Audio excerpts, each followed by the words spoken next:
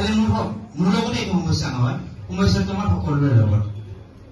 আমি যে ধানটো যে নানি আছো, ধান অনাৰ সময়ত আমি বাহিৰত যাই আছো না, ৰুবা লাগে, বাহিনা দিন আজি বড় যদি এছাইনমেণ্ট আছে, প্ৰেক্টিকেল পৰীক্ষা আছে, অমুকটা দিব, কোনোবা এই দিয়ে হয় আহি আছে, দিয়া তুমি দিয়া এনেকুৱা লাগিছে।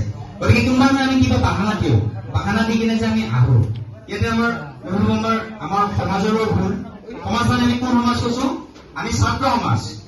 আমাৰ ছাত্ৰ সমাজৰো ভুল আছে, হয়তো আমাৰ কিছু বুজি পোৱাৰ ভুল আছে, আৰু আমাৰ অভিভাৱকৰো ভুল আছে।